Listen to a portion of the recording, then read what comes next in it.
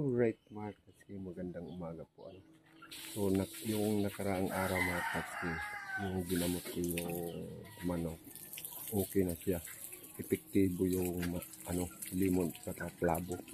Ito ang dahon ng klabo. Ito yan.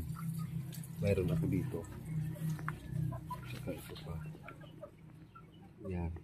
Saka dito pa Yan. So, tingnan natin yung manok mga Katski dito sa loob. Okay na siya. Di ba namamaga yun? Ngayon wala na sipon. Wala na si namamaga. Pakita ko lang. Ayan o ito. Yan. Yan sa kabila wala na. Tapos dito naman sa harap po. Yun lang ang ginamot ko mga Katski. Limon, nihaw na limon, tapos pugain mo, tapos yung klabo hawin mo rin, tapos ipapainom mo sa kanya. Pagpapainom mo kasi namamaga ba yun, tapos pag hindi ko muna pinakain ng hapon, tapos pinainom ko siya, kinabukasan pinainom ko rin, pinakain ko, tapos pagkahapon hindi naman, bali 2 bisis lang. Ayun na, magaling na siya. Ayun, itong manukan ko dito sa likod. Yan o, saka dito rin. Ayun, yan, pakita. So yan, 1,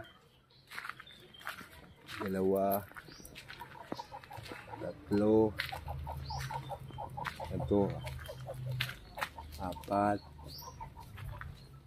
tapos dito pa 7, tapos dito pa sa kulungan.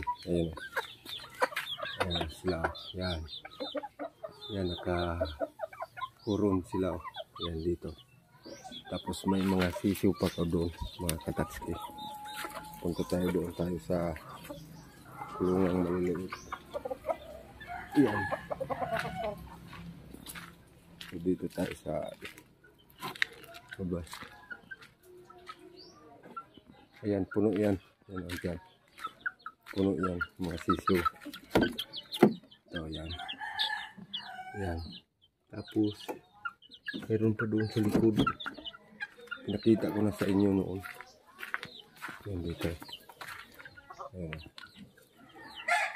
Bali, papakastahan ko na yan. Tapos dito pa. Alright. So yan. Katski, naka-experience na tayo ng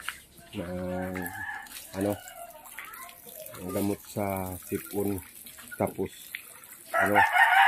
bumukol yung dito dito sa mukha.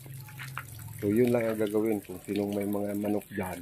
Yun lang, limon sa klabo ipainom. Yun lang ang ginawa ko. Pinainom ko muna siya ng amoxicillin 1 bisis. Tapos yun na yun, yung limon. So mga Katski, hanggang dito na lang yung video natin. Sana may kaunting rin ako sa inyo. Yun ang bahagi sa pagmamanok.